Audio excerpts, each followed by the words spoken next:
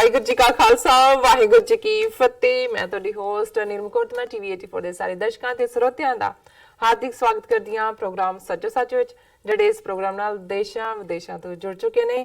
Khalsa affair centre ਦੇ ਸੰਚਾਲਕ doctor Amarjit Singh ji ਰੋਜ਼ਾਨਾ ਦੀ ਤਰ੍ਹਾਂ ਸਟੂਡੀਓ ਵਿੱਚ ਮੇਰੇ ਨਾਲ ਸ਼ਾਮਲ ਨੇ। ਆਓ ਨਾ ਮਿਲ ਕੇ ਅੱਜ ਦੀਆਂ ਅਹਿਮ ਵਿਚਾਰ ਚਰਚਾਵਾਂ ਕਰਦੇ ਹਾਂ। ਜੀ ਡਾਕਟਰ ਸਾਹਿਬ ਵਾਹਿਗੁਰੂ ਜੀ ਕਾ ਖਾਲਸਾ ਵਾਹਿਗੁਰੂ ਜੀ ਕੀ ਫਤਿਹ। ਜੀ ਡਾਕਟਰ ਸਾਹਿਬ ਜੀ ਆਇਆਂ ਨੂੰ ਪ੍ਰੋਗਰਾਮ ਸੱਚੋ ਸੱਚ ਵਿੱਚ। ਬਹੁਤ ਸ਼ੁਕਰੀਆ ਜੀ ਡਾਕਟਰ ਸਾਹਿਬ ਅੱਜ 25 ਦਸੰਬਰ 2018 12 ਪੋ ਨਾਨਕਸ਼ਾਹੀ ਸੰਮਤ 550 ਦਾ ਦਿਨ ਹੈ ਤੇ ਡਾਕਟਰ ਸਾਹਿਬ ਪ੍ਰੋਗਰਾਮ ਸ਼ੁਰੂ ਕਰਨ ਤੋਂ ਪਹਿਲਾਂ ਅਸੀਂ ਦਰਸ਼ਕਾਂ ਤੇ ਸਰੋਤਿਆਂ ਨੂੰ ਹਮੇਸ਼ਾ ਤਰ੍ਹਾਂ ਦੱਸੀਏ ਵਿਊਅਰਸ, ਜੇ ਤੁਸੀਂ ਹੱਕ ਸੱਚ ਇਨਸਾਫ ਤੇ ਪੈਰਾ ਦਿੰਦਾ ਇੱਕੋ ਇੱਕ ਚੈਨਲ ਟੀਵੀ 84 ਨੂੰ ਦੇਖਣਾ ਚਾਹੁੰਦੇ ਹੋ ਤਾਂ ਤੁਸੀਂ ਦੇਖ ਸਕਦੇ ਹੋ ਸਪੈਕਟਰਮ ਕੇਬਲ, ਆਰਸੀਨ cable, Bell 5 cable in Canada, roku, Jadoo box, ਸ਼ਾਵਾ, ਫੇਸਬੁੱਕ, ਟੀਵੀ 84 ਦੀ ਐਪ ਰਾਹੀਂ online streaming and IP box ਤੇ ਤੁਸੀਂ ਟੀਵੀ 84 ਨੂੰ ਦੇਖ ਸਕਦੇ ਹੋ। ਵਿਊਅਰਸ, ਇਹ ਵੀ ਦੱਸੀਏ ਜਦੋਂ ਤੁਸੀਂ YouTube ਤੇ ਜਾਓਗੇ ਉੱਥੇ ਸਾਡਾ ਟੀਵੀ 84 ਦਾ ਚੈਨਲ ਹੈ, ਉਸ ਤੇ ਤੁਸੀਂ ਸਾਡਾ ਪ੍ਰੋਗਰਾਮ ਸੱਚੋ ਸੱਚ ਦੇਖ ਸਕਦੇ ਹੋ 7:30 ਤੋਂ ਲੈ ਕੇ 9 ਵਜੇ ਤੱਕ। ਔਰ ਤੁਸੀਂ ਆਪਣੀ ਰਾਏ ਸੁਝਾਅ ਵੀ ਸਾਨੂੰ ਭੇਜ ਸਕਦੇ ਹੋ ਇਸ ਤੇ ਇਹਨਾਂ ਵੀਡੀਓਜ਼ ਦੇ ਥੱਲੇ। ਔਰ ਤੁਹਾਨੂੰ ਇਹ ਵੀ ਦੱਸ ਦਈਏ ਤੁਸੀਂ ਇਸ ਨੂੰ ਵੱਧ ਤੋਂ ਵੱਧ ਸਬਸਕ੍ਰਾਈਬ ਵੀ ਕਰਨਾ ਨਾ ਭੁੱਲਣਾ। ਇਸ ਤੇ ਸਾਡੇ ਤਿੰਨੋਂ programme live every day Monday through Friday ਚੱਲਦੇ ਨੇ। ਉਹਨਾਂ ਦੇ ਟਾਈਮ ਨੇ 7:30 ਤੋਂ, ਜਿਸ ਤਰ੍ਹਾਂ ਕਿ ਸਾਡਾ ਪ੍ਰੋਗਰਾਮ ਸੱਚੋ ਸੱਚ 7:30 ਤੋਂ ਲੈ ਕੇ 9 ਵਜੇ ਤੱਕ। ਔਰ ਜੋ ਪੰਜਾਬੀ ਖਬਰਾਂ ਹੁੰਦੀਆਂ ਨੇ ਉਸ ਦਾ ਟਾਈਮ ਹੈ 9 ਵਜੇ ਤੋਂ ਲੈ ਕੇ 9:30 ਵਜੇ ਤੱਕ। ਜੋ ਸਪੈਸ਼ਲ ਇੰਟਰਵਿਊਜ਼ ਹੁੰਦੀਆਂ ਨੇ ਉਸ ਦਾ ਟਾਈਮ ਹੈ 9:30 ਤੋਂ ਲੈ ਕੇ 10 ਵਜੇ ਤੱਕ। Thank you so much. So keep watching TV 84। ਜੀ ਡਾਕਟਰ ਸਾਹਿਬ ਪ੍ਰੋਗਰਾਮ ਦੀ ਸ਼ੁਰੂਆਤ ਕਰਦੇ ਹਾਂ। ਜਿਸ ਤਰ੍ਹਾਂ ਕਿ ਆਪਾਂ ਗੱਲ ਕਰਨ ਜਾ ਰਹੇ ਹਾਂ ਇੱਕ ਰੈਂਟਾ ਸਿੱਖ ਦੀ, ਜਿਸ ਤਰ੍ਹਾਂ ਕਿ ਸਾਰੇ ਮੀਡੀਆ ਵਿੱਚ ਔਰ ਸੋਸ਼ਲ ਮੀਡੀਆ ਤੇ ਵੀ ਇਹ ਵੀਡੀਓ ਚੱਲ ਰਹੀ ਹੈ, ਘੁੰਮ ਰਹੀ ਹੈ। ਔਰ ਇਸ ਵੀਡੀਓ ਤੇ ਲਾਂਤਾਂ ਵੀ ਪਾਈਆਂ ਜਾ ਰਹੀਆਂ ਨੇ ਕਿ ਕਿਸ ਤਰ੍ਹਾਂ ਇੱਕ ਅੰਮ੍ਰਿਤਧਾਰੀ ਸਿੱਖ ਨੇ, ਜਿਹੜਾ ਕਿ ਮੈਂ ਤੇ ਕਵਾਂਗੀ ਰੈਂਟਾ ਸਿੱਖ ਕਵਾਂਗੀ ਉਹਨੂੰ, ਤੇ ਔਰ ਉਸਨੇ ਰਾਜੀਵ ਗਾਂਧੀ ਦੀ ਮੂਰਤੀ ਨੂੰ ਜੋ ਆਪਣੀ ਦਸਤਾਰ ਸੀ ਉਸ ਨਾਲ ਸਾਫ਼ ਕਰਦਿਆਂ ਕਾਫੀ ਵੀਡੀਓ ਘੁੰਮ ਰਹੀਆਂ ਨੇ। ਉਸ ਬਾਰੇ ਆਪਾਂ ਗੱਲ ਕਰਾਂਗੇ। ਵਾਟ ਇਜ਼ ਜੋਕ ਡਾਕਟਰ ਸਾਹਿਬ? ਦੇਖੋ, ਵੈਸੇ ਤਾਂ ਬਾਦਲਾਂ ਦਾ ਜੋ ਕਿਰਦਾਰ ਹੈ ਔਰ ਜਿੰਨਾ ਨੁਕਸਾਨ ਇਹਨਾਂ ਨੇ ਸਿੱਖਾਂ ਤੇ ਸਿੱਖੀ ਦਾ ਕੀਤਾ ਹੈ ਜੀ, ਉਸ ਲਈ ਸਿੱਖ ਸੰਗਤਾਂ ਨੇ ਉਹਨਾਂ ਨੂੰ ਦੁਰਕਾਰਿਆ। ਨਤੀਜੇ ਦੇ ਤੌਰ ਤੇ ਈਵਨ ਅੱਜ ਪੰਜਾਬ ਅਸੈਂਬਲੀ ਦੇ ਵਿੱਚ ਵੀ ਉਹਨਾਂ ਦਾ ਰੁਤਬਾ opposition party, main opposition party ਵੀ ਉਹ ਨਹੀਂ ਰਹੀ ਜੀ। ਔਰ ਜੋ ਕੁਝ ਗੁਰੂ ਗ੍ਰੰਥ ਸਾਹਿਬ ਜੀ ਦੀ ਬੇਅਦਬੀ ਦੀਆਂ ਘਟਨਾਵਾਂ ਨਾਲ ਜੁੜ ਕੇ ਦੋਨਾਂ ਹੀ ਬਾਦਲਾਂ ਦਾ ਨਾਂ, ਸੁਮੇਧ ਸੈਣੀ, ਇਹ ਸਾਰਾ ਗੋਲੀकांड, ਬਾਈਬਲ ਕਲਾਂ, ਸੋ ਉਹ ਜਿਹੜੇ ਨੇ ਜੁੱਤੀ ਸਾਫ਼ ਡਰਾਮੇ ਤੱਕ ਪਹੁੰਚੇ। ਪਰ ਅੰਗਰੇਜ਼ੀ ਦਾ ਜਿਵੇਂ ਇੱਕ ਅਖਾਣ ਹੈ ਕਿ even the devil must be given his due, ਬਿਲਕੁਲ, ਕਿ ਜਦੋਂ ਸ਼ੈਤਾਨ ਵੀ ਜੇ ਕੋਈ ਕੰਮ ਕਰਦਾ ਹੈ, ਭਾਵੇਂ ਚੰਗਾ ਕਰਦਾ ਤਾਂ ਨਹੀਂ ਹੁੰਦਾ, ਉਹਦੇ ਪਿੱਛੇ ਵੀ ਕੋਈ ਸ਼ੈਤਾਨੀ ਹੁੰਦੀ ਹੈ ਵੀ ਉਹਦੇ ਚੋਂ ਸ਼ੈਤਾਨ ਨੇ ਕੀ ਕੱਢਣਾ, ਪਰ ਜਿੰਨਾ ਕੁ ਕਰਦੇ ਉਹਦੀ ਇੱਕ ਤਾਰੀਫ ਜ਼ਰੂਰ ਕਰਨੀ ਚਾਹੀਦੀ ਹੈ। ਸੋ ਮੈਂ ਸਮਝਦਾ ਵੀ ਅੱਜ ਜਿਹੜੀ ਖਬਰ, ਕਿਉਂਕਿ ਜਿਹੜੀ ਤੁਸੀਂ ਖਬਰ ਦੁਹਰਾਈ ਹੈ, ਇਹ ਉਹਦਾ ਦੂਸਰਾ ਰਿਐਕਸ਼ਨ ਹੈ ਕਿ ਕਾਂਗਰਸ ਦੇ ਵਿੱਚ ਜਿਹੜੇ ਇਹ ਆਪਣੇ ਆਪ ਨੂੰ ਪਗੜੀਧਾਰੀ ਕਹਿਣ ਵਾਲੇ ਜਾਂ ਸਿੱਖਾਂ ਦੇ ਘਰ ਜੰਮੇ ਨੇ, ਉਹ ਭਾਵੇਂ ਇਹ ਰੈਂਟਾ ਸਿੱਖ ਹੋਏ ਜਾਂ ਈਵਨ ਅਮਰਿੰਦਰ ਹੋਏ ਜਿਹਨੇ ਸਟੇਟਮੈਂਟ ਦਿੱਤੀ ਹੈ, ਰਵਨੀਤ ਬਿੱਟੂ ਹੋਏ ਔਰ ਹੋਰ ਇਸ ਨਸਲ ਦੇ ਸਾਰੇ ਲੋਕ, ਪਰ ਉਹਨਾਂ ਦੀ ਗੱਲ ਕਰਨ ਤੋਂ ਪਹਿਲਾਂ ਜਿਹੜਾ ਕਾਬਲੇ ਤਾਰੀਫ ਕੰਮ ਬਾਦਲ ਅਕਾਲੀ ਦਲ ਦੇ ਦੋ ਯੰਗਸਟਰਸ ਨੇ ਕੀਤਾ, ਔਰ ਦਰਸ਼ਕ ਜਿਹੜੇ ਨੇ ਸਕਰੀਨ ਤੇ ਦੇਖ ਸਕਦੇ ਨੇ ਕਿ ਕਿਵੇਂ ਉਹਨਾਂ ਦੇ ਦੋ ਆਗੂ, ਜਿਨ੍ਹਾਂ ਦੇ ਵਿੱਚ ਗੁਰਦੀਪ ਸਿੰਘ ਗੋਸ਼ਾ ਔਰ ਮੀਤਪਾਲ ਸਿੰਘ ਡੁਗਰੀ, ਉਹਨਾਂ ਨੇ ਸਲੇਮ ਟਿਬਰੀ ਲੁਧਿਆਣੇ ਦੇ ਨੇੜੇ ਜਿਹੜਾ ਰਾਜੀਵ ਗਾਂਧੀ ਦਾ ਇੱਕ ਬੁੱਤ ਲੱਗਾ ਹੋਇਆ ਹੈ, ਸੋ ਉਹਨਾਂ ਨੇ ਉਹ ਦੋਵੇਂ ਨੌਜਵਾਨ ਜਿਹੜੇ ਕਿ ਇੱਕ ਅਕਾਲੀ ਦਲ ਦੇ ਸਟੂਡੈਂਟ ਵਿੰਗ ਨਾਲ ਸੰਬੰਧਿਤ ਹੈ, ਦੂਸਰਾ ਜਿਹੜਾ ਯੂਥ ਵਿੰਗ ਨਾਲ ਹੈ, ਉਹਨਾਂ ਨੇ ਉੱਥੇ ਆ ਕੇ ਜਿਹੜਾ ਉਹਦਾ ਰਾਜੀਵ ਗਾਂਧੀ ਦਾ ਸਟੈਚੂ ਜਿਹੜਾ ਹੈ ਉਸ ਦੇ ਉੱਤੇ ਕਾਲਾ ਰੰਗ ਪੱਥਿਆ।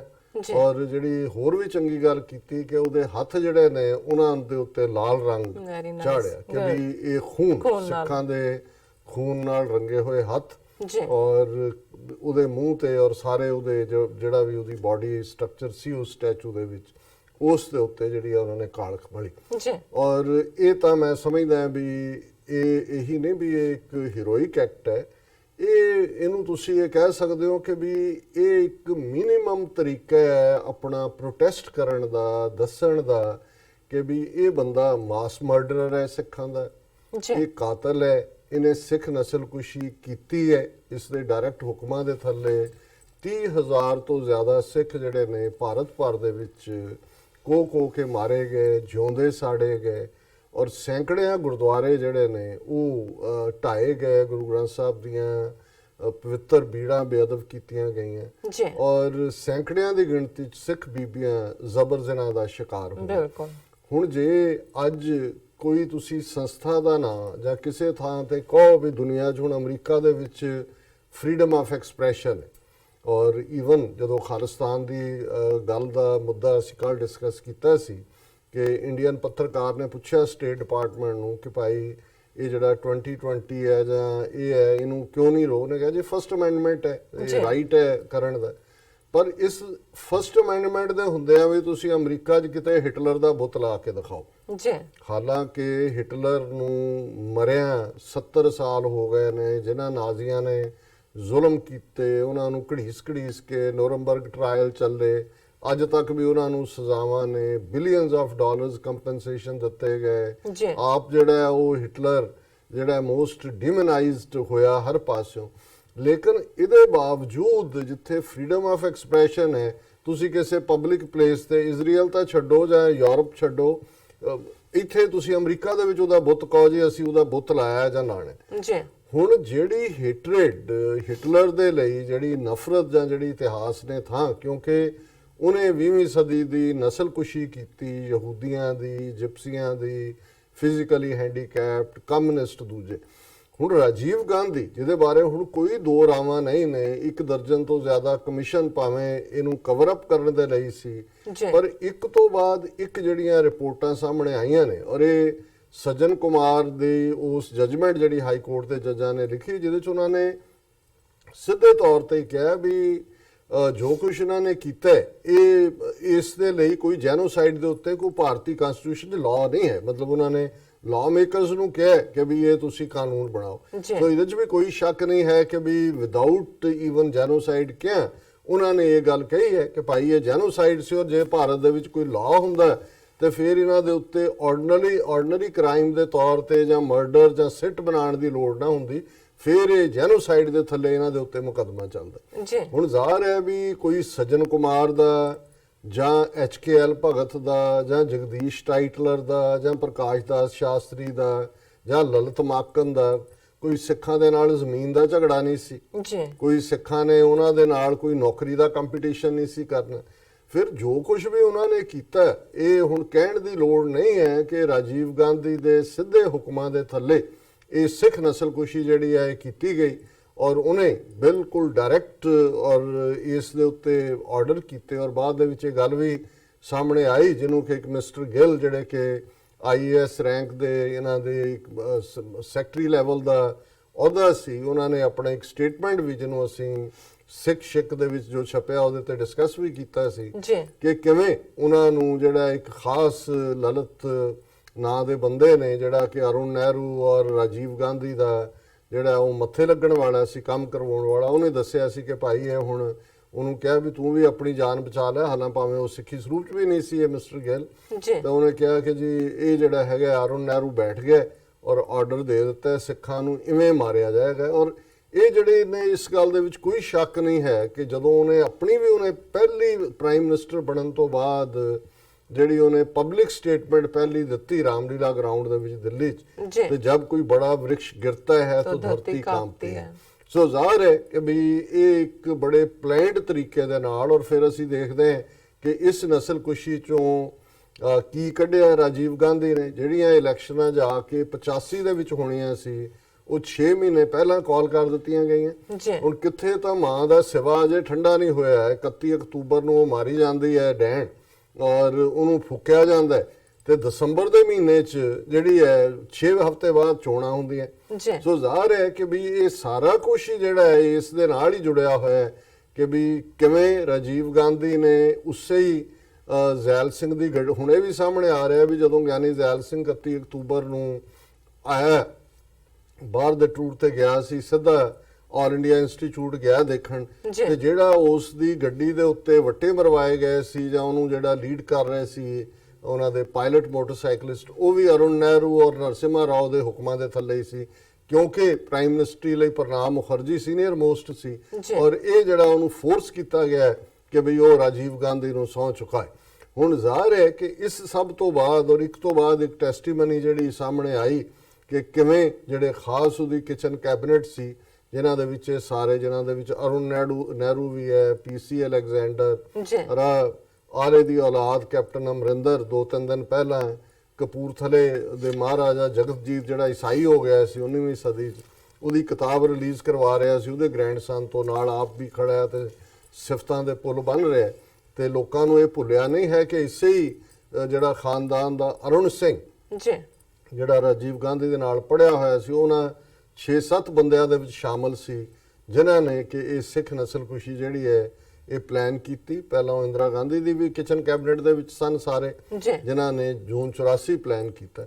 ਸੋ ਜ਼ਾਹਰ ਹੈ ਕਿ ਜੇ ਇਸ ਲੈਵਲ ਦਾ ਮਰਡਰਰ, ਜਿਸ ਦੇ ਨਾਂ ਦੇ ਉੱਤੇ ਤੁਸੀਂ 에ਅਰਪੋਰਟਾਂ ਦੇ ਨਾਂ ਰੱਖ ਰਹੇ ਹੋ, ਸਿੱਖਾਂ ਦੀ ਇਧਰ ਇੰਦਰਾ ਗਾਂਧੀ ਜਿਹਨੇ ਜੂਨ 84 ਦਾ ਘੱਲੂਘਾਰਾ ਕਰਵਾਇਆ, ਉਹਦੇ ਨਾਂ ਦੇ ਉੱਤੇ ਉਹ ਨਹਿਰ ਜਿਹੜੀ ਕਿ ਪੰਜਾਬ ਦਾ ਪਾਣੀ ਲੁੱਟ ਕੇ ਰਾਜਸਥਾਨ ਨੂੰ ਦੇ ਰਹੀ ਹੈ, ਉਹਦੇ ਜ਼ਿਆਦਾ ਪਾਣੀ ਪੰਜਾਬ ਦੇ ਦਰਿਆਵਾਂ ਦਾ, ਔਰ ਉਸ ਨਹਿਰ ਦਾ ਨਾਂ ਸੀ ਰਾਜਸਥਾਨ ਨਹਿਰ, ਤੇ ਇਹਨਾਂ ਨੇ ਉਹਦਾ ਨਾਂ ਇੰਦਰਾ ਗਾਂਧੀ ਨਹਿਰ ਰੱਖਿਆ, ਉਹਦੀ ਇੰਦਰਾ ਗਾਂਧੀ ਨਹਿਰ ਕਹਿੰਦੇ ਨੇ। ਔਰ ਇਸੇ ਤਰ੍ਹਾਂ ਇਸੇ ਹੀ ਜਿਹੜਾ ਇਹ ਆਲੇ ਦੀ ਔਲਾਦ ਅਮਰਿੰਦਰ, ਇਹਦੇ ਸ਼ਹਿਰ ਦੇ ਵਿੱਚ ਹੀ ਜਿਹੜੀ ਲਾ ਯੂਨੀਵਰਸਿਟੀ ਸੈਂਟਰ ਨੇ ਬਣਾਈ, ਉਹਦਾ ਨਾਂ ਰਾਜੀਵ ਗਾਂਧੀ ਦੇ ਨਾਂ ਦੇ ਉੱਤੇ ਲਾ ਯੂਨੀਵਰਸਿਟੀ ਰੱਖਿਆ। ਕਿੰਨੇ ਭਾਰਤ ਦੇ ਵਿੱਚ ਥਾਵਾਂ ਨੇ ਜਿਹਦੇ 'ਚ ਕਿ ਜਦੋਂ ਕਾਂਗਰਸ ਦੀ ਹਕੂਮਤ ਬਣਦੀ ਹੈ ਜਾਂ ਬਣੀ ਹੈ ਤੇ ਉਸ ਨੂੰ ਜਿਹੜਾ ਹੈ ਉਹ ਰਾਜੀਵ ਗਾਂਧੀ ਦੇ ਨਾਂ ਤੇ, ਦਿੱਲੀ ਦੇ ਵਿੱਚ ਇੰਦਰਾ ਗਾਂਧੀ ਦਾ ਕੋਈ ਸ਼ਕਤੀ ਸਥਲ ਬਣਾਇਆ ਹੋਇਆ, ਕੋਈ ਹੋਰ ਬਣਾਇਆ ਹੋਇਆ। ਸੋ ਚਾਹੀਦਾ ਤਾਂ ਇਹ ਹੈ ਕਿ ਸਿੱਖ ਜਿਹੜੇ ਨੇ ਬੁਲਡੋਜ਼ਰ ਲੈ ਕੇ ਇਹ ਜਿੱਥੇ ਜਿੱਥੇ ਇੰਦਰਾ ਗਾਂਧੀ ਜਾਂ ਰਾਜੀਵ ਗਾਂਧੀ ਦਾ ਜੋ ਕੁਝ ਬਣਿਆ ਉਹਨੂੰ ਲੈਵਲ ਕਰ ਦੇਣ। ਔਰ ਇਸ ਦੇ ਉੱਤੇ ਈਵਨ ਆਫਟਰ ਡੈਥ ਇਹਦੀ ਜਿਹੜੀ ਆ ਉਹ ਹੱਡੀਆਂ ਪੁੱਟ ਕੇ ਵੀ ਜੇ ਉੱਥੇ ਦੱਬੀਆਂ ਹੋਈਆਂ, ਜਿੱਥੇ ਵੀ ਦਾ ਕੋਈ ਸਥਲ ਬਣਾਇਆ ਦਿੱਲੀ 'ਚ, ਉਹਨਾਂ ਦੇ ਉੱਤੇ ਵੀ ਟਰਾਇਲ ਕੀਤਾ ਜਾਏ। ਇੱਕ ਪੀਸਫੁਲ ਤਰੀਕਾ ਹੁੰਦਾ ਕਿਸੇ ਦੇ ਮੂੰਹ ਦੇ ਉੱਤੇ ਕਾਲਖ ਮਲਣੀ, ਇਹ ਤਾਂ ਬੁੱਤ ਦੇ ਮਲੀ ਹੈ। ਜਦੋਂ ਹੁਣ ਉਹ ਕੇਜਰੀਵਾਲ ਹੋਏ ਜਾਂ ਬੀਜੇਪੀ ਦੇ ਲੀਡਰ ਹੋਣ ਜਾਂ ਈਵਨ ਜਿਹੜੇ ਦੂਸਰੇ ਆਜ਼ਾਦਾਨਾ ਗੱਲ ਕਰਨ ਵਾਲੇ ਲੋਕ ਨੇ, ਲਿਬਰਲ ਪੱਤਰਕਾਰ, ਉਹਨਾਂ ਦੇ ਉੱਤੇ ਜਦੋਂ ਬੀਜੇਪੀ ਦੇ ਔਰ ਇਹਨਾਂ ਦੇ ਕਾਂਗਰਸ ਦੇ ਵਰਕਰ ਜਾ ਕੇ ਸਿਆਹੀ ਉਹਦੇ ਮੂੰਹ ਦੇ ਉੱਤੇ ਸੁੱਟ ਦਿੰਦੇ ਨੇ ਤੇ ਉਦੋਂ ਤਾਂ ਉਹਨਾਂ ਨੂੰ ਛੱਡ ਦਿੱਤਾ ਜਾਂਦਾ ਤੇ ਈਡਾ ਉਹਨਾਂ ਨੇ ਕੀ, ਉਦੋਂ ਕੋਈ ਜਿਉਂਦੇ ਦੇ ਮੂੰਹ ਤੇ ਤਾਂ ਨਹੀਂ ਉਹਨਾਂ ਨੇ ਕੁਝ ਮਲਿਆ ਹੈ, ਉਹ ਤਾਂ ਜਿਉਂਦੇ ਦਾ ਤਾਂ ਉਹ ਹੱਕਦਾਰ ਸੀ ਕਿ ਉਹਨਾਂ ਉਸ ਦੇ ਨਾਲ ਉਹੀ ਸਜ਼ਾ ਦਿੰਦੇ, ਭਾਵੇਂ ਉਹਨੇ ਸਜ਼ਾ ਪਾਈ ਕਿਸੇ ਹੋਰ ਨੇ ਉਹਨੂੰ ਦਿੱਤੀ। ਲੇਕਿਨ ਇਸ ਸਭ ਦੇ ਉੱਤੇ ਜਿਵੇਂ ਜਿਹੜੀ ਗੱਲ ਈਵਨ ਭੈਣ ਜੀ ਅਮਨਜੋਤ ਕੌਰ ਨੇ ਵੀ ਇਸ ਦੇ ਉੱਤੇ ਜਿਹੜੀ ਆ ਇਹ ਜਿਹੜੇ ਰੈਂਟਾ ਸਿੱਖ ਨੇ ਕਿ ਵੀ ਇਸ ਹੱਦ ਤੱਕ ਜਾ ਕੇ, ਇੱਕ ਪਾਸੇ ਤਾਂ ਮੈਂ ਸਮਝਦਾ ਵੀ ਇਹ ਦੋਵੇਂ ਹੀ ਨੌਜਵਾਨ ਜਿਨ੍ਹਾਂ ਨੇ ਇਹ ਦਲੇਰਾਨਾ ਕੰਮ ਕੀਤਾ ਉਹਨਾਂ ਨੂੰ ਮੁਬਾਰਕਬਾਦ ਦਿੰਦਾ, ਔਰ ਘੱਟੋ ਘੱਟ ਜਿਵੇਂ ਮੈਂ ਕਿਹਾ ਵੀ devil must be given his due.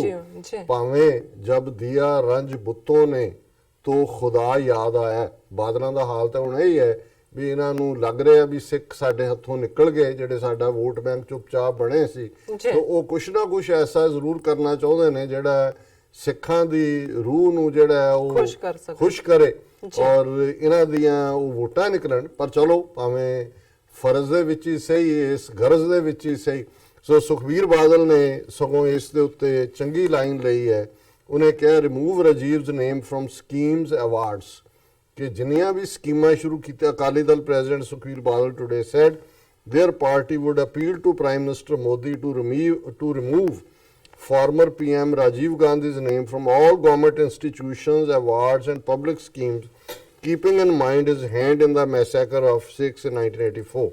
So उन्होंने कहा कि someone whose hands were stained with the blood of innocent Sikhs, the entire Sikh community is of the view that Rajiv Gandhi authored and engineered the mass murder of Sikhs through his leaders Sajjan Kumar, Jagdish Titor, etc. Now they want closure in this case, and this will be best done by withdrawing Bharat Ratna conferred on Rajiv Gandhi, besides removing his association with all national projects and schemes. उन्होंने कहा जी कि भी ये कोई भुलेखा नहीं है भी राजीव गांधी किस सिख नस्ल खुशी ਲਈ ਜ਼ਿੰਮੇਵਾਰ ਹੈ ਔਰ ਇਹ ਭਾਰਤ ਰਤਨ ਵੀ ਲਿਆ ਜਾਏ ਵਾਪਸ, ਔਰ ਸਾਰੀਆਂ ਜਿੰਨੀਆਂ ਵੀ ਥਾਵਾਂ ਇਹਦੇ ਨਾਂ ਨਾਲ ਜੋੜੀਆਂ ਹੋਈਆਂ ਨੇ ਉਹਨਾਂ ਦੇ ਨਾਂ ਬਦਲੇ ਜਾਣ। ਸੋ ਅਸੀਂ ਸਮਝਦੇ ਹਾਂ ਵੀ ਇਹ ਬਿਲਕੁਲ ਟਾਈਮਲੀ ਹੈ, ਔਰ ਇਸ ਵੇਲੇ ਕਿਉਂਕਿ ਸਜਨ ਕੁਮਾਰ ਦੇ ਇਸ਼ੂ ਤੋਂ ਬਾਅਦ ਕਾਂਗਰਸ ਦਾ ਪੂਰੀ ਐਕਸਪੋਜ਼ਰ ਲਾਈਨ ਸ਼ੁਰੂ ਹੋਈ ਹੈ। ਲੇਕਿਨ ਜਿਹੜੀ ਗੱਲ ਨੇ ਰੈਂਟਾ ਸਿੱਖਾਂ ਦਾ ਜਾਂ ਜਿਹੜੀ ਜ਼ਲਾਲਤ ਹੈ, ਜਿਹੜੇ ਜ਼ਲੀਲ ਲੋਕ ਹੁੰਦੇ ਨੇ ਕਿਸ ਹੱਦ ਤੱਕ ਜਾਂਦੇ ਨੇ। ਇੱਕ ਸਟੇਜ ਸੀ ਕਿ ਐਮਰਜੈਂਸੀ ਦੇ ਵੇਲੇ, ਹੁਣ ਤਾਂ ਮਰ ਗਿਆ ਬੁੱਢਾ ਵਿਸ਼ਵਨਾਥ ਤਿਵਾੜੀ, ਉਹ ਯੂਪੀ ਦਾ ਚੀਫ ਮਿਨਿਸਟਰ ਹੁੰਦਾ ਸੀ ਉਦੋਂ, ਔਰ ਸੰਜੇ ਗਾਂਧੀ ਜਿਹੜਾ ਉਹ ਤੁਰਿਆ ਜਾ ਰਿਹਾ ਸੀ ਕੈਂਚੀ ਜੀ ਚੱਪਲ ਪਾਈ ਹੋਈ ਬਾਹਰ ਪਬਲਿਕ ਪਲੇਸ ਤੇ, ਤੋਂ ਚੱਪਲ ਇੱਕ ਪਿੱਛੇ ਰਹਿ ਗਈ ਤੇ ਉਹ ਅੱਗੇ, ਤੇ ਉਹ ਚੱਪਲ ਚੁੱਕ ਕੇ ਉਹਦੇ ਪਿੱਛੇ ਦੌੜਿਆ, ਉਹਦੇ ਪੈਰ 'ਚ ਪਾ ਰਿਹਾ। ਸੋ ਉਹਦੇ ਉਸ ਫੋਟੋ ਦੇ ਉੱਤੇ ਹੀ ਕਿੰਨਾ ਕੁਛ ਜਿਹੜਾ ਉਹ ਚੱਲਦਾ ਰਿਹਾ ਕਿ ਵੀ ਇਹ ਇੰਨੀ ਜ਼ਲਾਲਤ ਔਰ ਇੰਨੀ, ਉਦੋਂ ਤਾਂ ਚਮਚਾਗਿਰੀ ਕਹਿੰਦੇ ਸੀ। ਲੇਕਿਨ ਜਿਹੜੀ ਕਰਤੂਤ ਇਹ ਕਾਂਗਰਸ ਦਾ ਹੀ ਲੀਡਰ ਹੈ ਗੁਰਸਿਮਰਨ ਸਿੰਘ ਮੰਡ, ਜਿਹੜਾ ਉਹਨਾਂ ਨੇ ਜਦੋਂ ਇਹਨਾਂ ਦੋ ਨੌਜਵਾਨਾਂ ਨੇ ਉਹਦੇ ਤੇ ਰੰਗ ਪੋਤਿਆ ਤੇ ਇਹ ਜਿਹੜਾ ਇਹ ਥੋੜੀ ਦੇਰ ਬਾਅਦ ਆਇਆ, ਇਹਨੇ ਆਪਣੀ ਪੱਗ ਲਾ ਕੇ, ਔਰ ਹਾਲਾਂ ਇਹਨੇ ਕਲੇਮ ਕੀਤਾ ਮੈਂ ਅੰਮ੍ਰਿਤਧਾਰੀਆਂ ਜਾਂ ਮੀਡੀਆ ਨੇ, ਪਰ ਜੇ ਤੁਸੀਂ ਧਿਆਨ ਨਾਲ ਦੇਖੋ ਕਿ ਕੜੇ ਦੇ ਨਾਲ ਇਹਦੇ ਹੱਥ 'ਚ ਲਾਲ ਮੌਲੀ ਦਾ ਧਾਗਾ ਬੰਨਿਆ ਹੋਇਆ ਨਹੀਂ। ਸੋ ਇਹ ਕੋਈ ਅੰਮ੍ਰਿਤਧਾਰੀ ਵਾਲਾ ਕੰਮ ਨਹੀਂ ਹੈ, ਪਰ ਫਿਰ ਵੀ ਕਿਉਂਕਿ ਸਿਰ ਤੇ ਪੱਗ ਹੈ, ਔਰ ਉਹਨੇ ਆ ਕੇ ਜੋ ਕਰਤੂਤ ਕੀਤੀ, ਉਹਨੇ ਸੱਚਮੁੱਚ ਹੀ ਹਰ ਸਿੱਖ ਨੂੰ ਸ਼ਰਮਿੰਦਾ ਕੀਤਾ। ਲੇਕਿਨ ਇਹ ਗੱਲ ਸਾਡੀ ਯਾਦ ਦਹਾਨੀ ਵੀ ਕਰਵਾਉਂਦੀ ਹੈ ਕਿ ਕਿਸ ਹੱਦ ਤੱਕ ਅੱਜ ਇਹ ਜ਼ਲੀਲਪੁਣਾ ਜਿਹੜਾ ਹੈ ਔਰ ਗੁਲਾਮੀ ਜਿਹੜੀ ਹੈ ਕਿੱਥੋਂ ਤੱਕ ਆ ਗਈ ਹੈ। ਔਰ ਇਸ ਸਾਰੇ ਦੇ ਨਾਲ ਫਿਰ ਅਸੀਂ ਦੇਖਦੇ ਹਾਂ ਵੀ ਈਵਨ ਇਹ ਜਿਹੜੇ ਹੁਣ ਦੌੜ ਰਹੇ ਨੇ, ਜਿਹਨੇ ਪੱਗ ਨਾਲ ਸਾਫ਼ ਕੀਤਾ, ਅਮਰਿੰਦਰ ਦੀ ਸਟੇਟਮੈਂਟ ਹੈ, ਜਿਹੜਾ ਵਿਜੇ ਦਾਸ ਨਾਂ ਦਾ ਬੰਦਾ ਜਿਹੜਾ ਉਸ ਬੁੱਤ ਦੀ ਟੇਕ ਕੇਅਰ ਕਰਦਾ ਸੀ, ਉਹਨੇ ਕਿਹਾ ਕਿ the statue was built by Dula Dalu Das in 2006. I have been looking after the same since then. No Congress leader pays attention for its upkeep. ਕਿ ਵੀ ਹੁਣ ਸਾਰੇ ਹੀ ਭੱਜੇ ਆਏ ਨੇ ਵੀ ਹੁਣ ਤੱਕ ਤਾਂ ਇੱਥੇ ਕੋਈ ਵੜਦਾ ਹੀ ਨਹੀਂ ਸੀ। ਸੋ ਕਿਉਂਕਿ ਸਿੱਖ ਜਿਹੜੇ ਨੇ ਹੁਣ ਜਦੋਂ ਇਤਿਹਾਸ ਸੈੱਟ ਕਰਨਾ ਚਾਹੁੰਦੇ ਨੇ ਕਿ ਭਾਈ ਇਹ ਜਿਹੜੇ ਮਰਡਰਰ ਨੇ ਇਹਨਾਂ ਨੂੰ ਐਕਸਪੋਜ਼ ਕਰੋ, ਔਰ ਉਹਦੇ 'ਚ ਮੈਂ ਸਮਝਦਾ ਕਿ ਬਾਹਰਲੇ ਸਿੱਖਾਂ ਨੇ ਜਿਸ ਅੰਦਾਜ਼ ਦੇ ਵਿੱਚ ਨਵੰਬਰ 84 ਨੂੰ ਨਸਲਕੁਸ਼ੀ ਐਲਾਨਣ ਦੇ ਲਈ ਲੌਬੀ ਕੀਤੀ, ਇਸ਼ੂ ਨੂੰ ਅਲਾਈਵ ਰੱਖਿਆ, ਔਰ ਰਿਮਾਰਕੇਬਲ ਉਹ ਬੀਬੀ ਜਗਦੀਸ਼ ਕੌਰ ਹੋਏ, ਨਿਰਪ੍ਰੀਤ ਕੌਰ ਹੋਏ, ਜਾਂ ਸ਼ਮਸ਼ੇਰ ਸਿੰਘ ਜਾਂ ਜੰਗਸ਼ੇਰ ਸਿੰਘ ਹੋਏ, ਜਿਹੜੇ ਗਵਾਹ 34 ਸਾਲ ਕਨਸਟੈਂਟ ਉਹਨਾਂ ਨੇ ਕਿ ਅੱਜ ਜਦੋਂ ਕਿ ਬਾਰ-ਬਾਰ ਇਹਨਾਂ ਦਾ ਇਹ ਸੀ ਕਿ ਭੁੱਲ ਜਾਓ, ਭੁੱਲ ਗਏ, ਖਤਮ ਹੋ ਗਿਆ, ਜਸਟਿਸ ਹੋ ਗਿਆ, ਕੰਪਨਸੇਸ਼ਨ ਦੇ ਦਿੱਤਾ, ਲੇਕਿਨ ਅੱਜ ਇਹ ਚੈਪਟਰ ਜਿਹੜਾ ਹੈ ਇਹ ਦੁਬਾਰਾ ਖੁੱਲਿਆ, ਔਰ ਇਹ ਜਿਹੜਾ ਇਹਨਾਂ ਦਾ ਜਿਸ ਨੂੰ ਤੁਸੀਂ ਕਹੋ ਡੀਜਨਰੇਸ਼ਨ ਹੈ। ਅਮਰਿੰਦਰ ਸਿੰਘ ਜਿਹੜਾ ਕਹਿ ਰਿਹਾ ਕਿ ਜੀ ਮੈਂ ਇਹ ਸਖਤ ਹੁਕਮ ਦਿੱਤੇ ਨੇ ਪੁਲਿਸ ਨੂੰ ਕਿ ਬਈ ਜਿਹੜੀ ਹੈ ਇਹਨਾਂ ਦੇ ਖਿਲਾਫ ਸਖਤ ਕਾਰਵਾਈ ਕੀਤੀ ਜਾਏ। ਉਹਨੇ ਸੁਖਬੀਰ ਬਾਦਲ ਨੂੰ ਵੀ ਜਿਹੜਾ ਧਮਕੀ ਦਿੱਤੀ ਹੈ ਕਿ ਉਹ ਮਾਫੀ ਮੰਗੇ ਆਪਣੀ ਪਾਰਟੀ ਦੇ ਵਰਕਰਾਂ ਦੇ ਇਸ ਐਕਟ ਦੇ ਲਈ, ਔਰ ਇਹ ਉਹੀ ਆਲੇ ਦੀ ਔਲਾਦ ਅਮਰਿੰਦਰ ਹੈ ਜਿਹੜਾ ਜਸਟੀਫਾਈ ਕਰ ਰਿਹਾ ਕਿ ਗਾਂਧੀਆਂ ਦਾ ਇਹਦੇ 'ਚ ਕੋਈ ਰੋਲ ਨਹੀਂ ਹੈ, ਜਿਹੜਾ ਜਗਦੀਸ਼ ਟਾਈਟਲਰ ਨੂੰ ਜਿਹੜਾ ਉਹ ਜਸਟੀਫਾਈ ਕਰਦਾ। ਔਰ ਇਸ ਸਾਰੇ ਦੇ ਵਿੱਚ ਜਿਵੇਂ ਸਲੇਵਰੀ ਦੀ ਗੱਲ ਕਰਦੇ ਆ, ਭੈਣ ਜੀ ਅਮਨਜੋਤ ਕੌਰ ਨੇ ਲਿਖਿਆ ਕਿ sorry for another mail on this subject but this is hideous and as soon as I found reports, ਉਹਨਾਂ ਨੇ ਪਿਕਚਰਸ ਦੇ ਨਾਲ ਭੇਜੀਆਂ। ਉਹਨਾਂ ਨੇ ਕਿਹਾ ਵੀ ਆਹ ਦੇਖੋ ਵੀ ਇਹ ਓਨ ਟਰਬਨ ਆਪਣੀ ਪੱਗ ਦੇ ਨਾਲ ਇਹ ਕਰ ਰਿਹਾ। ਇਸੇ ਤਰ੍ਹਾਂ ਰਵਨੀਤ ਬਿੱਟੂ ਉੱਥੇ ਆ ਕੇ ਦੁੱਧ ਦੇ ਨਾਲ ਧੋ ਰਿਹਾ। ਫਿਰ ਇਸ ਸਾਰੇ ਨੂੰ ਉਹਨਾਂ ਨੇ ਜਿਵੇਂ ਭੈਣ ਜੀ ਜਦੋਂ ਉਦਾਸ ਹੁੰਦੇ ਨੇ ਫਿਰ ਬਹੁਤ ਸਾਰਾ ਇਸ ਕਿਸਮ ਦੇ ਉਹਨਾਂ ਨੂੰ ਹੈ ਕਿ ਵੀ ਇਹ ਅੱਜ ਕਿੱਥੇ ਗਏ। ਹਾਲਾਂਕਿ ਪੰਥ ਦਾ ਦਰਦ ਹੁੰਦਾ ਹੈ, ਸਿੱਖੀ ਦਾ ਦਰਦ ਹੁੰਦਾ ਹੈ ਕਿ ਵੀ ਇਹ ਕੈਪਟਨ ਅਮਰਿੰਦਰ ਹੋਏ ਜਾਂ ਕੀ ਅੱਜ Sikhs are okay with Congress, is this Khalsa, how can an Amritdhari support Congress and take off his dastar to clean statue of Sikh killer Rajiv Gandhi. ਇਹ ਸਾਰੇ ਨੂੰ ਉਹਨਾਂ ਨੇ ਪੂਰੀ ਡੀਟੇਲ ਦੇ ਵਿੱਚ ਦਿੱਤਾ ਕਿ ਵੀ ਇਹ ਜਿਹੜਾ ਕਿਸ ਹੱਦ ਤੱਕ ਅਸੀਂ ਚਲੇ ਗਏ ਹਾਂ ਕਿ ਵੀ, ਔਰ ਉਹਨਾਂ ਨੇ ਇਹ ਵੀ ਕਿਹਾ ਵੀ ਇੱਕ ਪਾਸੇ ਤਾਂ ਅਸੀਂ ਅਕਾਲੀਆਂ ਦੀ ਬੈਸ਼ਿੰਗ ਕਰਦੇ ਹਾਂ ਕਿ ਵੀ ਅਕਾਲੀ ਇਹ, ਪਰ ਕਾਂਗਰਸ ਦੇ ਬਾਰੇ ਜਿਹੜੇ ਇਸ ਹੱਦ ਤੱਕ ਨੇ ਔਰ ਜਿਨ੍ਹਾਂ ਨੇ ਨਸਲਕੁਸ਼ੀ ਕੀਤੀ ਇਹ ਕਿਵੇਂ ਆਫ ਦਾ ਹੁੱਕ ਹੋ ਸਕਦੇ ਨੇ, ਔਰ ਇਸ ਹੱਦ ਤੱਕ ਇਹ ਗਏ ਹੋਏ ਨੇ। ਔਰ ਇਹ ਉਹਨਾਂ ਨੇ ਕਿਹਾ ਜੀ these photos today should shame any Sikh with iota of self respect, ਕਿ ਜਿਸ ਸਿੱਖ ਦੇ ਵਿੱਚ ਮਾੜਾ ਮੋਟਾ ਵੀ ਸਵੈਮਾਨ ਹੈ ਉਹ ਇਹਨਾਂ ਸਾਰਿਆਂ ਤੋਂ ਸ਼ਰਮਿੰਦਾ ਹੋਏਗਾ। ਔਰ ਇੱਕ ਆਰਟੀਕਲ ਜਿਹੜਾ ਅੱਜ ਹੁਣ ਜਦੋਂ ਅਸੀਂ ਇਹ ਗੱਲ ਕਰ ਹੀ ਰਹੇ ਹਾਂ ਕਿ ਰਾਜੀਵ ਗਾਂਧੀ ਦਾ ਇਸ ਸਾਰੇ ਦੇ ਵਿੱਚ ਕਿੰਨਾ ਵੱਡਾ ਰੋਲ ਰਿਹਾ ਔਰ ਕੀ ਹੈ, ਤੇ ਇੱਕ ਬੜਾ ਅੱਛਾ ਆਰਟੀਕਲ ਜਿਹੜੇ ਕਿ ਸਾਬਕਾ IPS ਬਸੰਤ ਰੱਥ ਜਿਹੜੇ ਕਿ ਜੰਮੂ ਕਸ਼ਮੀਰ ਕਾਡਰ ਦੇ ਨੇ, ਉਹਨਾਂ ਨੇ ਬੜਾ ਖੂਬਸੂਰਤ, ਔਰ ਜਦੋਂ ਤੁਸੀਂ ਕਿਉਂਕਿ ਜਿੰਨੀ ਲੰਬੀ ਲਿਖਤ ਹੁੰਦੀ ਹੈ ਉਹਨੂੰ ਤਾਂ ਕੋਈ ਪੜ੍ਹਦਾ ਨਹੀਂ ਹੈ, ਉਹਨਾਂ ਨੇ ਕਿਹਾ ਕਿ ਜੀ ਗੱਲ ਲੀਡਰਾਂ ਦੀ ਤਾਂ ਹੋ ਰਹੀ ਹੈ ਕਿ ਕਿਨੇ ਕਾਂਗਰਸ ਦੇ ਨੇ ਕੀ ਕੀਤਾ, ਪਰ ਪੁਲਿਸ ਦਾ ਕੀ ਰੋਲ ਸੀ ਔਰ ਪੁਲਿਸ ਦੀ ਅਕਾਊਂਟੇਬਿਲਟੀ ਕਦੋਂ ਆਏਗੀ ਇਹ ਸਾਰੇ ਦੇ ਵਿੱਚ। ਸੋ ਜ਼ਾਹਰ ਹੈ ਕਿ ਲੀਡਰ ਜਿਹੜੇ ਨੇ ਉਹ ਰਾਜੀਵ ਗਾਂਧੀ ਦੀ ਕਮਾਂਡ ਲੈ ਰਹੇ ਨੇ। ਪੁਲਿਸ ਜਿਹੜੀ ਹੈ ਉਹ ਹੋਮ ਮਿਨਿਸਟਰ, ਕਿਉਂਕਿ ਦਿੱਲੀ ਦੇ ਵਿੱਚ ਖਾਸ ਤੌਰ ਤੇ ਜਿਹੜੀ ਸਾਰੀ ਪੁਲਿਸ ਹੈ ਉਹ ਦਿੱਲੀ ਵਿਧਾਨ ਸਭਾ ਦੇ ਅੰਡਰ ਨਹੀਂ ਹੈ ਜਾਂ ਦਿੱਲੀ ਗਵਰਨਮੈਂਟ ਦੇ, ਉਹ ਸੈਂਟਰ ਦੇ ਕੋਲ ਹੈ। ਸੋ ਉਹ ਨਰਸਿਮਹਾ ਰਾਓ ਦੇ ਆਰਡਰ ਲੈ ਰਹੇ ਨੇ।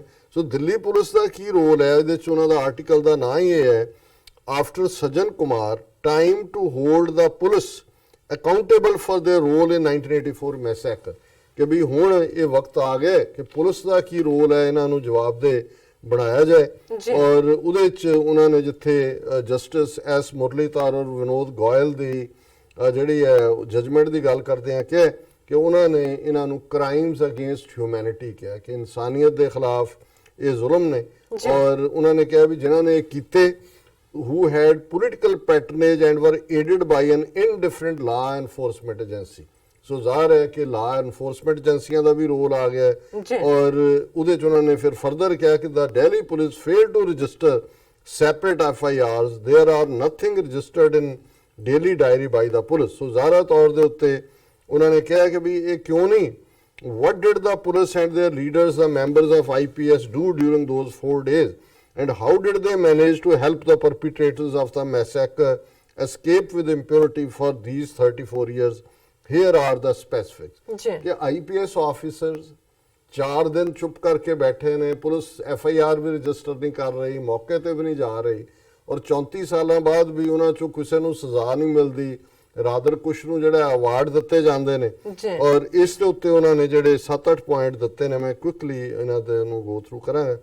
पहला उन्होंने कहा 1 that the police had full knowledge of the carnage that swept Delhi from the morning of November 1st is documented in the form of FIRs lodged by police themselves। उन्होंने कहा जी पुलिस कह नहीं सकती सानू तो पता ही नहीं की होया है कि 1 नवंबर की सवेर तो ही FIRs लिखाण लोग आए।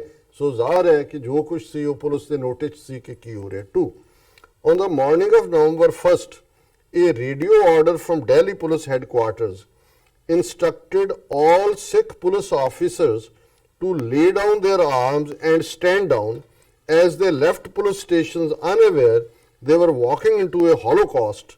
Some were murdered en route to their homes or later on with their families. 29 years later, Cobra Post aired Chapter 84, an investigation into the violence where 8 former Delhi police officers revealed how they had acted on orders from above implicating Congress government। ਹੁਣ ਇਹ ਗੱਲ ਕਿਤੇ ਬਹੁਤੀ discuss ਨਹੀਂ ਹੋਈ, passing reference ਹੁੰਦੀ ਹੈ ਜੀ।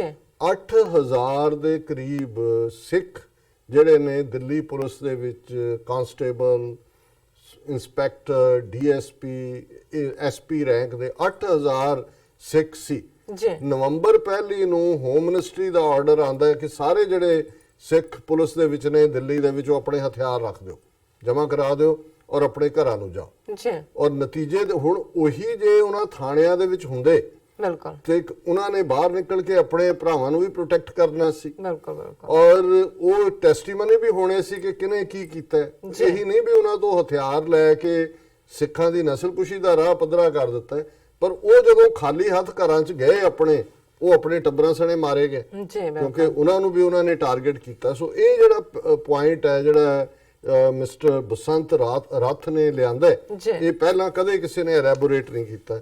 ਫਿਰ ਤੀਸਰਾ ਉਹਨਾਂ ਨੇ ਕਿਹਾ 3 as per witness accounts the police stopped Sikhs from protecting themselves by taking away their weapons. They then allowed the mobs to attack. The police persuaded Sikhs out of hiding and then stood back as they were murdered. As per one statement, a police officer was overheard saying, "You have 36 hours, do what you want." Later, even the Delhi Fire Services complained the police had refused to escort them to fires।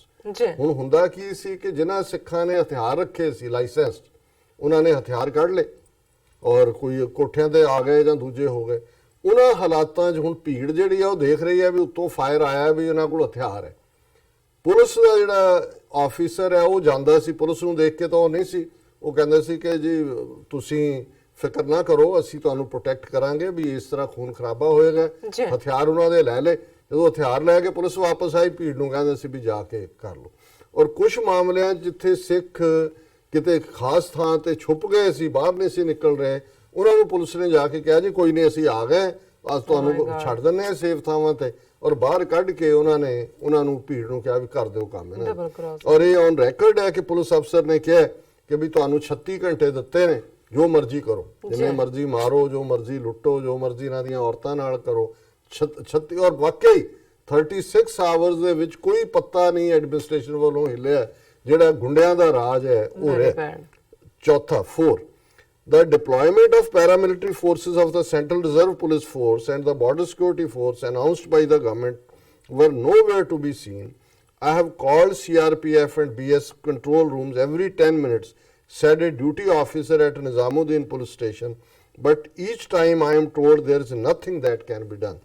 ਵੀ ਕਹਿਣ ਨੂੰ ਤੋਂ ਕਹਿ ਦਿੱਤਾ ਜੀ ਅਸੀਂ CRPF ਔਰ BSF ਜਿਹੜੀ ਹੈ ਉਹ ਲਾ ਦਿੱਤੀ ਹੈ ਇੱਥੇ, ਪਰ ਉਹ ਡਿਊਟੀ ਆਫੀਸਰ ਵੀ ਕਹਿ ਰਹੇ ਵੀ 10 ਮਿੰਟ ਬਾਅਦ ਅਸੀਂ ਕਰ ਰਹੇ, ਉੱਥੇ ਕੋਈ ਵੀ ਨਹੀਂ ਆਇਆ। ਕਾਗਜ਼ਾਂ 'ਚ ਲਿਖ ਦਿੱਤਾ ਹੈ ਕਿਉਂਕਿ ਕੱਲ ਨੂੰ ਜਦੋਂ ਉਹਦੀ ਇਨਵੈਸਟੀਗੇਸ਼ਨ ਹੋਣੀ ਨਾ ਕਹਿਣਾ ਜੀ ਅਸੀਂ ਆਰਡਰ ਦਿੱਤੇ ਨੇ, ਲੇਕਿਨ ਕੋਈ ਮੌਕੇ ਤੇ ਸ਼ੋ ਨਹੀਂ ਹੋਇਆ। 5 everything was done leisurely, the killing, the arson, the looting as per an outlook ਕਿ ਉਹਨਾਂ ਨੇ ਕਿਉਂਕਿ ਬਿਲਕੁਲ ਪਲਾਨਡ ਸੀ, ਭੀੜਾਂ ਨੂੰ ਕੋਈ ਕਾਹਲੀ ਨਹੀਂ ਸੀ, ਉਹਨਾਂ ਨੂੰ ਪਤਾ ਸੀ ਕਿਸੇ ਨੇ ਨਹੀਂ ਆਉਣਾ, ਕਿਸੇ ਨੇ ਛਡਾਣ ਨਹੀਂ ਆਉਣਾ, ਜੋ ਮਰਜ਼ੀ ਕਰੋ, ਹਰ ਚੀਜ਼ ਕੀਤੀ। ਔਰ ਈਵਨ ਆਊਟਲੁੱਕ ਦੀ ਰਿਪੋਰਟ ਦਿੱਤੀ।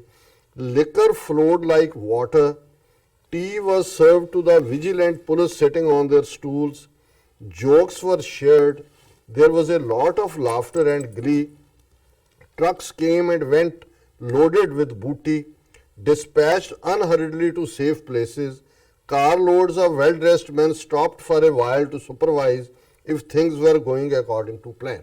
ਇਹ ਹੈ ਹੋ ਕੀ ਰਿਹਾ ਸੀ ਕਿ ਵੀ ਸ਼ਰਾਬ ਜਿਹੜੀ ਹੈ ਪਾਣੀ ਵਾਂਗ ਵਹਾਈ ਜਾ ਰਹੀ ਸੀ, ਜਿਹੜੇ ਉੱਥੇ ਬੈਠੇ ਪੁਲਿਸ ਵਾਲੇ ਭੀੜ ਨੂੰ ਪ੍ਰੋਟੈਕਟ ਕਰ ਰਹੇ ਸੀ, ਉਹਨਾਂ ਨੂੰ ਚਾਹ ਸਰਵ ਕਰ ਰਹੇ ਸੀ ਔਰ ਲਤੀਫੇ ਸੁਣਾਏ ਜਾ ਰਹੇ ਸੀ, ਚਾਰ ਚਫੇਰੇ ਖੁਸ਼ੀ ਦਾ ਮਾਹੌਲ ਸੀ ਕਿ ਔਰ ਸਿੱਖ ਜਿਹੜੇ ਨੇ ਉਹ ਜਿਵੇਂ ਸੀ ਕਿ ਭੀੜਾਂ ਤਾੜੀਆਂ ਮਾਰ ਰਹੀਆਂ ਕਿ ਜੀ ਸਰਦਾਰ ਜੀ ਹਾਂ ਭੰਗੜਾ ਪਾ ਰਹੇ ਨੇ। ਟਰੱਕ ਆਉਂਦੇ ਸੀ ਲੁੱਟੇ ਮਾਲ ਦੇ ਔਰ ਉਹਨਾਂ ਨੂੰ ਜਿਹੜੇ ਸੇਫ ਥਾਵਾਂ ਵੱਲ ਭੇਜਿਆ ਜਾ ਰਿਹਾ ਸੀ। ਔਰ ਕਾਰ ਲੋਡ ਜਿਹੜੇ ਨੇ ਵੈਲ ਡਰੈਸਡ ਬੰਦੇ ਯਾਨੀ ਕਾਂਗਰਸ ਦੇ ਲੀਡਰ ਉਹ ਆ ਕੇ ਉੱਥੇ ਗੱਡੀ ਰੋਕ ਕੇ ਪੁਲਿਸ ਨੂੰ सब ठीक ठाक चल रहा है, हाँ जी बिल्कुल आपके ऑर्डर ओबे हो रहे हैं। ये इवन आउटलुक ने जड़ा इसको 6वां उन्होंने कहा the कल्यूजन was so pervasive that it took over 36 hours for block 32 of the Lokpuri massacre to come to light, although it was barely 10 kilometers from Delhi police headquarters, but only a few officers including one Maxwell Pereira stood up for the victory। एक Christian सी ਜਿਹਨੇ ਸੀਸਗੰਜ ਦੇ ਨੇੜੇ ਆ ਕੇ ਉਹਨੇ ਭੀੜ ਨੂੰ ਕਿਹਾ ਮੈਂ ਗੋਲੀ ਚਲਾ ਦਿਆਂਗਾ ਭੱਜ, ਔਰ ਉਹਨੇ ਇੱਕਦਮ ਫਾਇਰ ਦਾ ਆਰਡਰ ਵੀ ਦਿੱਤਾ। ਅਦਰ ਦੈਨ ਦੈਟ ਉਹਨਾਂ ਨੇ ਕਿਹਾ ਵੀ 36 ਘੰਟੇ 'ਚ ਤਰਲੋਕਪੁਰੀ ਦੇ ਵਿੱਚ ਜਿਹੜਾ ਉਹ ਇੰਨਾ ਕੁ ਉਹਨਾਂ ਦੇ ਬਲਾਕ 32 ਬਲਾਕ ਦੇ ਵਿੱਚ ਕਤਲੇਆਮ ਹੋਇਆ। ਇਹ ਸਿਰਫ ਦਿੱਲੀ ਪੁਲਿਸ ਹੈਡਕੁਆਰਟਰ ਤੋਂ 10 ਕਿਲੋਮੀਟਰ ਦੂਰ ਹੈ ਔਰ ਇਹਦੀ ਕੋਈ ਕਿਸੇ ਨੇ ਜਿਹੜੀ ਹੈ ਖਬਰਸਾਰ ਨਹੀਂ ਲਈ।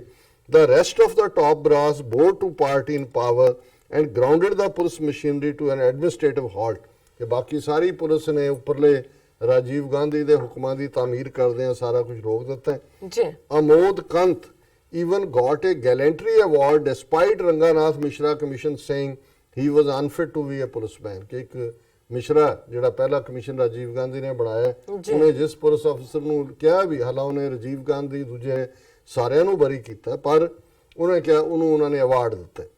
7 at some places police removed truckloads of dead bodies of Sikhs in order to destroy evidence। ਕਿ ਕੁਝ ਥਾਵਾਂ ਦੇ ਉੱਤੇ ਪੁਲਿਸ ਨੇ ਜਿਹੜੇ ਟਰੱਕ ਭਰੇ ਹੋਏ ਸੀ ਸਿੱਖਾਂ ਦੀਆਂ ਲਾਸ਼ਾਂ ਦੇ ਨਾਲ ਉਹਨਾਂ ਨੂੰ ਅਨਲੋਡ ਕੀਤਾ। ਜਿਵੇਂ ਸਰ ਗੁਰਚਰਨ ਸਿੰਘ ਬੱਬਰ ਅਕਸਰ ਇਹ ਕਹਿੰਦੇ ਨੇ ਕਿ ਜਿਹੜੇ ਉੱਥੇ ਅਰਾਵਲੀ ਹਿਲਸ ਨੇ ਉੱਥੇ ਜਾ ਕੇ ਮਿੱਟੀ ਦਾ ਤੇਲ ਪਾ ਕੇ ਵੱਡੀ ਗਿਣਤੀ ਦੇ ਵਿੱਚ ਸਿੱਖਾਂ ਨੂੰ ਜਿਹੜਾ ਉਹ ਡੈਡ ਬਾਡੀਜ਼ ਨੂੰ ਸਾੜਿਆ ਗਿਆ ਐਵੀਡੈਂਸ ਖਤਮ ਕਰਨ ਦੇ ਲਈ।